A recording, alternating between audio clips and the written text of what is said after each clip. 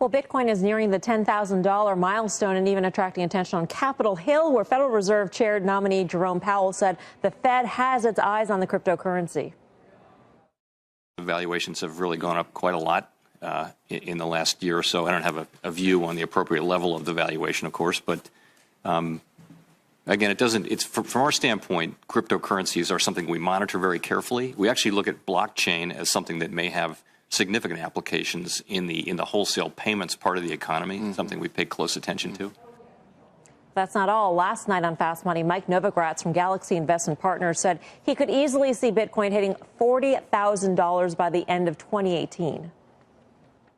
Bitcoin could be at 40,000 at the end of the 2018. It really easily could.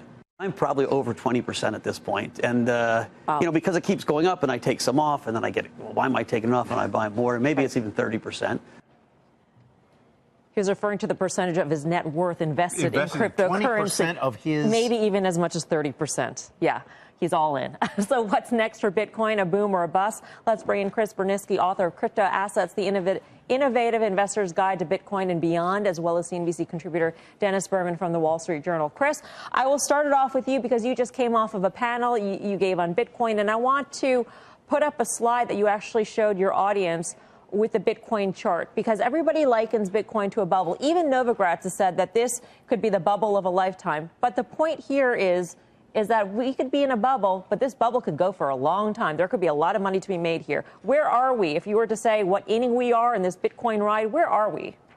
Certainly. And the reason I showed that chart is because prior to 2017, everyone used to refer to late 2013 as the big Bitcoin bubble. Right, and that was when the aggregate network value of the entire asset class was around $15 billion, and we proceeded to correct about 85%. So November 2013 to January 2015, we had a massive drawdown. Lots of people said, you know, this is useless, this is going nowhere. And now here we are with Bitcoin at 10,000, and everyone wants to call it a bubble again. I think this will be a recursive trend where each successive new bubble will dwarf the prior definition of a bubble.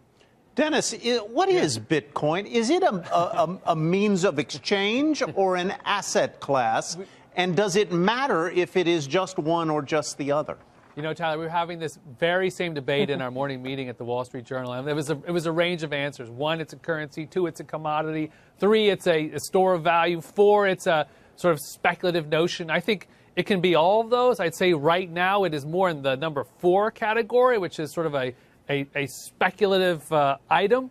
To go up 100% more, so you're going up from, or sorry, go up $1,000 more from 9,000 to 10,000 in a matter of days. I don't think its intrinsic value has changed that significantly. It's really just expectations and speculative expectation that's pushing it there. Isn't so it I put it at number 4. Though, Dennis, from every other bubble that Bitcoin is compared to, whether it be the tech bubble or the tulip bulb mania, in that there's a limited number of Bitcoin that can ever be mined. So you have demand going up, but supply will basically will be capped at a certain number of Bitcoin to be mined. That is, of course, true, but let's take the different bubbles, so to speak, in context. The tech bubble in 99-2000, the market was up about, I think, 80% that year. If you look at the tulip bubble, it was still greater than some of the numbers we're seeing right now for Bitcoins.